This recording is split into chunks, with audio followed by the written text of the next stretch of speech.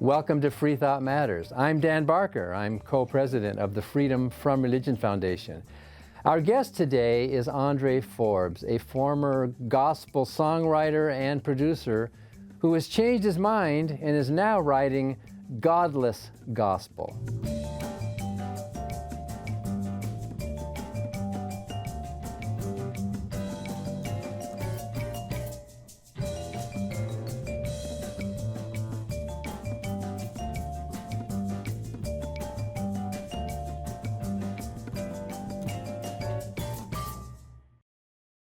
The Freedom from Religion Foundation, which produces Freethought Matters, is the nation's largest association of free thinkers. That's atheists, agnostics, and other non-believers.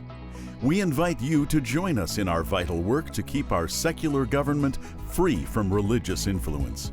Become a member at FFRF.org or ask for a complimentary copy of our newspaper, Freethought Today. Freedom depends on free thinkers. Watch prior episodes of Freethought Matters on FFRF's YouTube channel.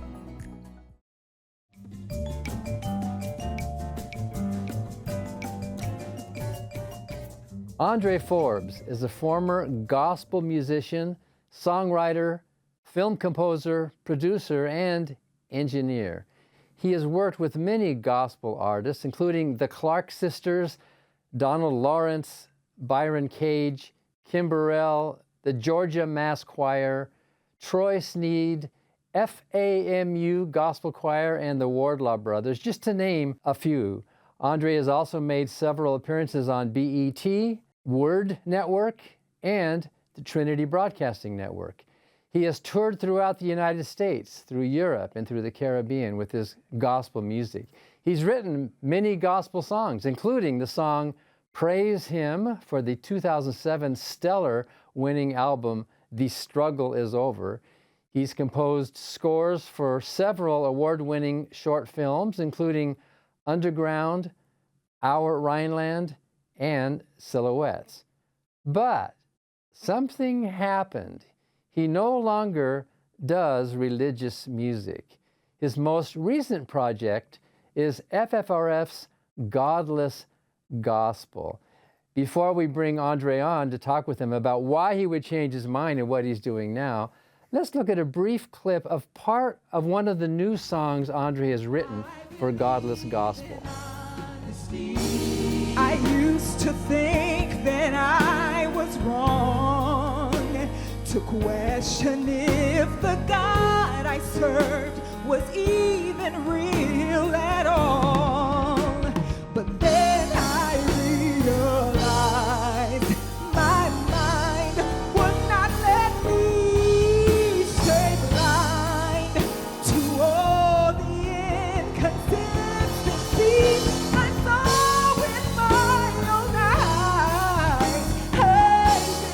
I believe,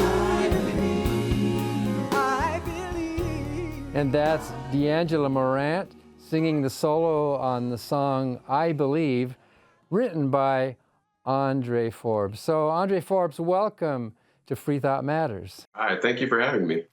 So that's your friend D'Angela Morant and the brand new Godless Gospel Choir performing at our annual convention in October in San Antonio. And you, of course, were the music director for that project. Did you ever imagine that that was going to be that much fun? I had no idea. I mean, the whole process is just very interesting because, coming from gospel music, that was my life. Going to, I'd say still gospel music, but the lyrics are different now. It's just, it's an interesting experience to kind of like just see how those lyrics still work over the music because the music is pretty much anybody's, it's just up for grabs. But it was very interesting because I've just been used to doing gospel music with gospel lyrics. So I was very excited to be doing this project. But you still got to write the words, I believe, but now what do you believe in? Why did you write a song called I Believe in Honesty? Well, because exactly that. There were times when I was in church or I'd be in like Bible study or just having conversations with people.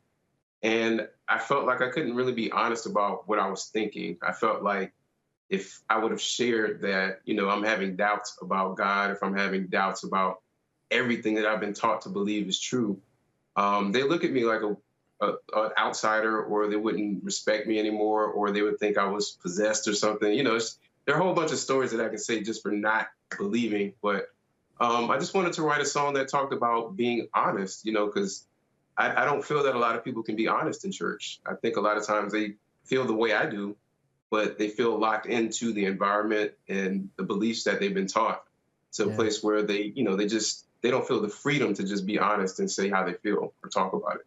Yeah, I remember that feeling too. It was kind of like we had this role we were supposed to play. He's the master, he's the Lord, and we're supposed to be his sheep.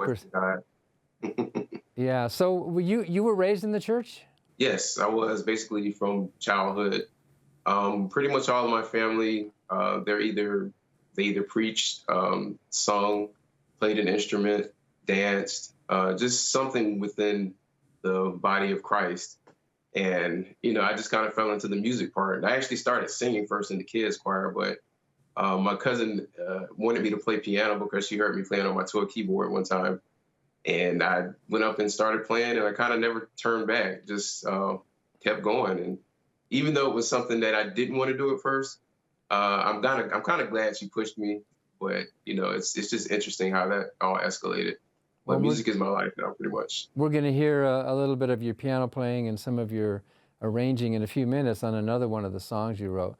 But didn't you tell me that Andre Crouch, I used to know Andre Crouch back in the 60s and 70s, the big gospel singer. He wrote, "It Won't Be Long Till We'll Believe in Here." That was, 50 years ago? And we're still waiting. But didn't you tell me that your mother named you Andre after Andre Crouch? Yes, they did name me after Andre Crouch. They loved Andre Crouch. Surprisingly, his music was a little bit more contemporary than a lot of things that were out at the time. And he was kind of pushing the limits for gospel music, which is great. But it kind of still wasn't far enough, I guess, for me, seeing as I don't believe it anymore. So, but he's got some great music. I liked his music back in the time when I was listening to it. But, yeah. Soon and very soon, we're going to see the King. All this great hand clapping. When I was a kid, my family used to take us to downtown Los Angeles once in a while on Sunday evening to hear Doris Akers and the Sky Pilot Choir. And it was all that, wearing the long robes and the organ just wailing away on the organ and just all of that infectious music. And you're right, you can give up the faith, but you don't have to give up the music, do you? No, I mean, there's one thing that I've always thought when it comes to gospel music. And, it might be one of those things where people probably be mad that I say this, but nobody owns the rights to the actual style of gospel music. So me being atheist now, I put my dues in Christianity, I'll say that first. But me not having those same beliefs anymore, that doesn't mean that I can no longer play this style anymore and no longer write my own songs or compose my own lyrics and, put everything on top. It just means that it's evolved from what people have known it to be now. So I guess we can call it like secular gospel music. I don't know if there's really a term for what we've done. Well, there is now. It's called Godless gospel. Right, exactly.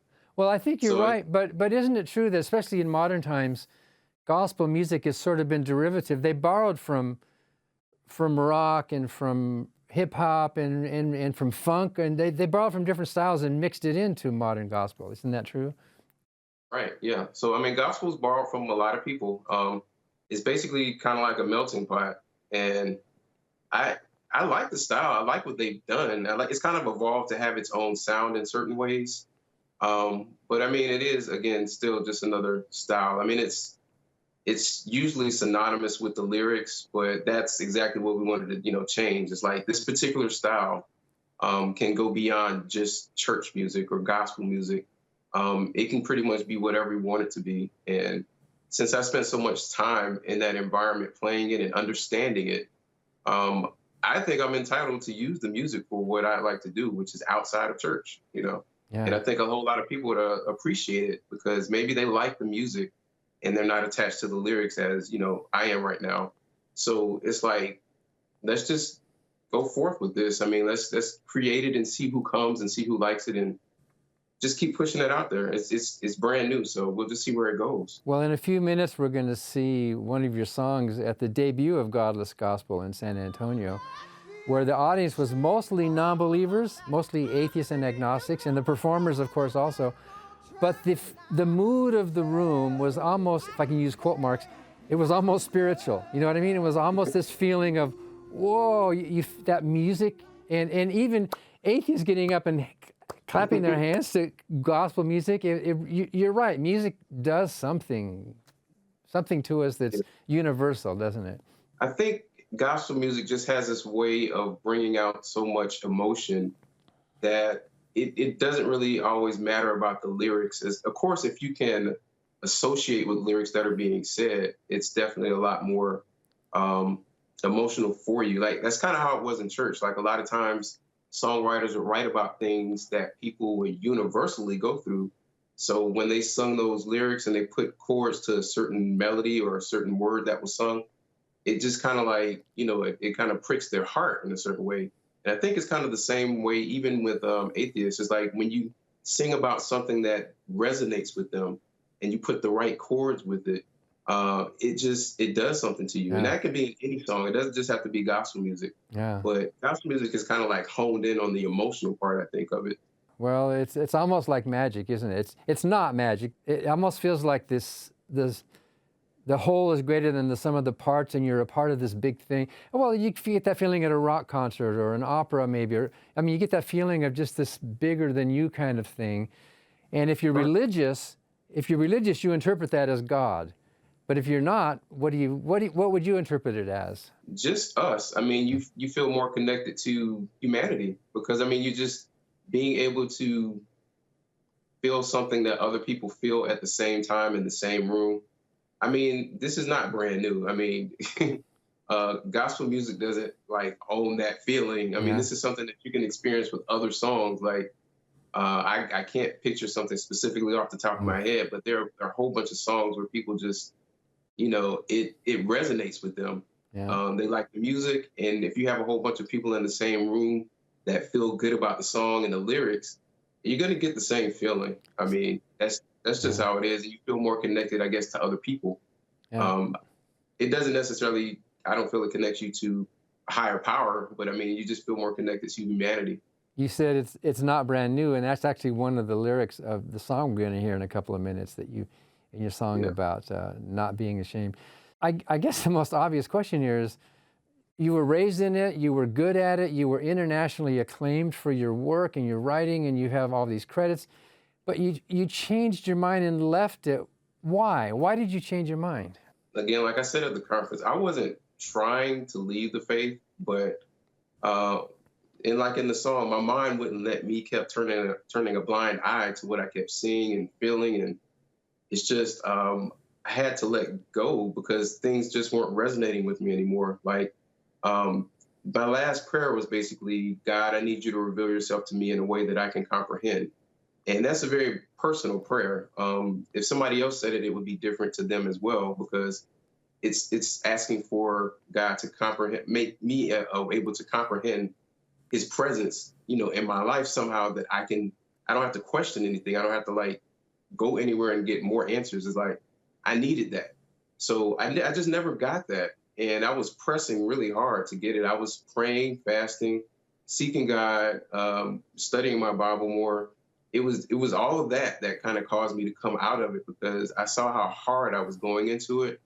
And I saw that I just kept getting a brick wall. And, when you get a brick wall about something that's supposed to be bringing you all this joy in your life, you just have to decide, what's going on for real in my life. And so I got to a place where I was like, you know what, God, you have my number. If you're still looking for me, I'm here, but you're not saying anything. So it seems like this is a one-way conversation. And it just kept on being a one-way conversation to the point where I backed off, and I just realized nothing's happening. And I let it go because, it wasn't working for my life. And so when I realized nothing was happening, I was like, you know what have I been doing with my life? And I had a very serious self-honesty session with myself, I'd say, for 3 years, basically just going between my heart and my mind and saying, what is real to me? What actually does God mean to me? Like, am I feeling anything? Like, is any of this, have I ever felt anything? Like, I was questioning everything about my life because I had centered my life around that belief. So the fact that I just kept hitting a brick wall, I had to let go. It made more sense to let go than to keep trying to make myself believe in something that I really didn't believe in, trying to force myself. Well, you said, God, you have my number. Well, you actually have my number, Andre. And if you call me, I'll actually pick up. I'll talk to you. A real human being. We have to take a break here. This is really fun. After the break, we're going to hear your song, Never Be Ashamed, which I think is one of the first songs you wrote as a non-believer, which expresses much of what you've been telling us now. Andre Forbes is a former gospel songwriter, producer, engineer, and performer who has changed his mind about the gospel, but still loves hanging on to that gospel music. We'll be right back with more Freethought Matters.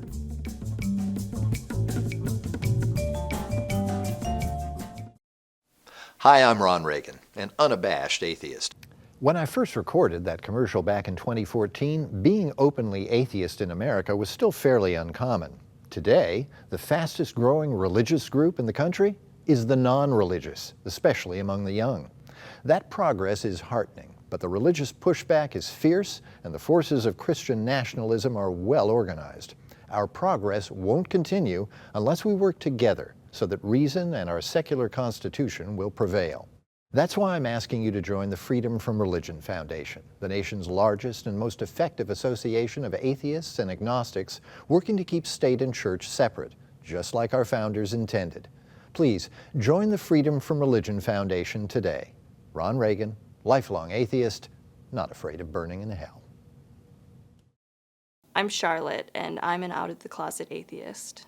I've always been intrigued by religion, and when I was younger, I desperately wanted to be religious, to be more accepted by my family, who was in majority Catholic. My parents didn't raise me religious. I was never baptized. I never took communion. Well, once I took communion, it was a pretty bad idea.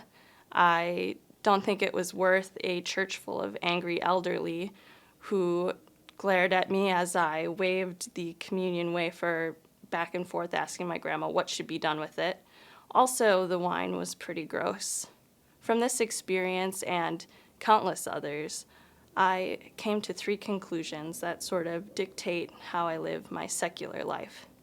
One is that I find people of faith to be more exclusionary and less accepting.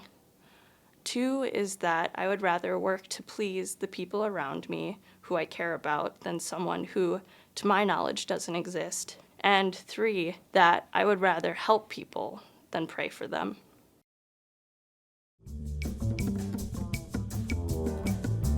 And welcome back to Freethought Matters. We're continuing our conversation with former gospel songwriter, musician, performer, engineer, Andre Forbes. And before we talk with Andre again, let's listen to one of the songs he wrote after leaving gospel music and started writing Godless gospel. This is called Never Be Ashamed. All right, y'all gotta help us out. Give us some energy up here.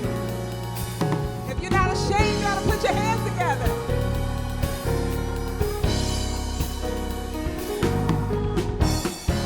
Hey, it's okay.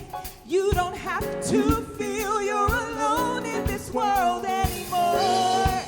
There are more that feel the way you do.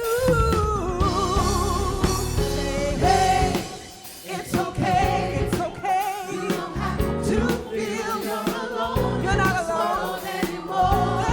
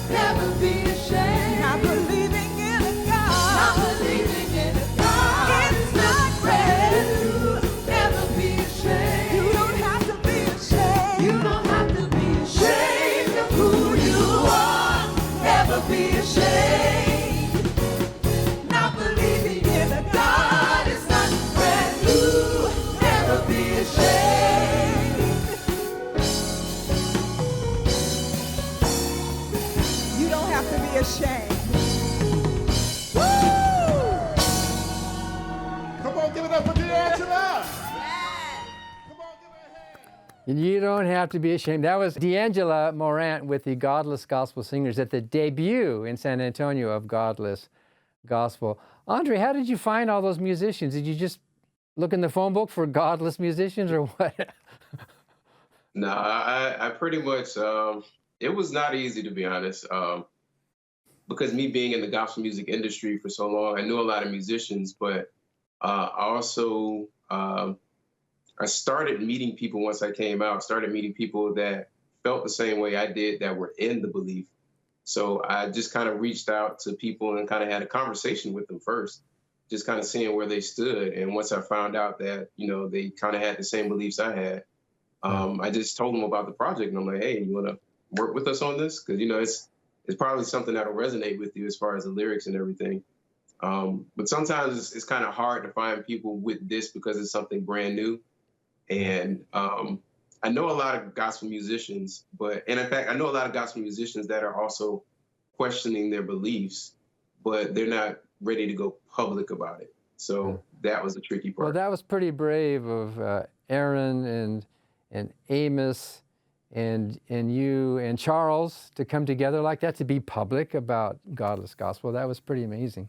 So you think there's a lot more in the business that would come out if it was safe? I do.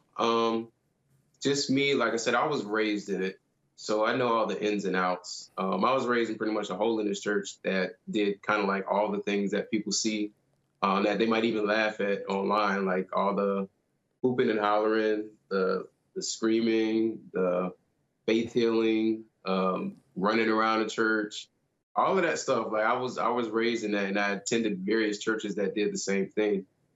Somebody that just walked in will probably think, you know, some crazy stuff going on, but it was normal to me because that's what I was raised in. So Aaron Hill, who played the organ during that, what we just saw there during Godless Gospel, he told me that you and I, Andre, because I'm executive producer and one of the songwriters with you, he said, you and I have created a new genre. There's never been anything like this done before, Godless Gospel. So what do you think about that? Yeah, like before we even kind of, I guess, put this out, I was speaking to people about it. You know, I was going back and forth between godless gospel and secular gospel music. And people were like looking at me funny, like, what is that? Like, they were basically saying it's an oxymoron. But that's only if you make gospel, the music, synonymous with gospel, the lyrics, which they're not synonymous. Yeah. It's just a style. And so basically what we've done is separated that style from the lyrics and just put, you know, what resonates with us on top of it. Well, because the word gospel just means good news. So who gets to dictate what that good news actually is?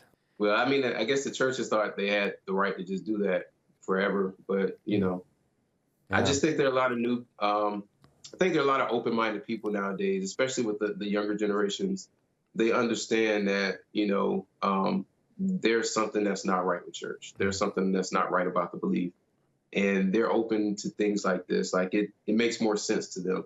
And so hopefully we can reach more of those people and maybe see some of the older people that aren't set in their ways. Honestly, I'm a little bit older, and for me to come out at the late age that I did, I kind of feel like I got lucky. But I think there are other people that would do the same thing if they knew that there was a community that would embrace them. And, you know, they just don't know where to go. Just like me, I didn't know where to go when I came out. I just knew that I couldn't stay where I was at. And so I took the step and came out, and I got a lot of flack for it. Lost a lot of friends. Connections with family members weren't the same, still not the same. But, you know, I had to be true to myself and just be honest about it, which is why I wrote that other song, I Believe in Honesty. Yeah. It's all connected, you know, just got to be honest about things if we're going to be who we are in this life. And we want to, of course, give credit to Mandisa Thomas with Black Nonbelievers for helping us find people. Well, she helped me find you and put some of these pieces together and find other people to put this whole project together. Well, thank you, Andre. It's really been fun working with you, and I hope there's going to be a lot more in the future. And really appreciate you coming on Freethought Matters. I appreciate you having me, and I definitely look forward to working with you in the future. We certainly will. We'll be hearing more Godless Gospel. And thank you for watching Freethought Matters, because free thought matters.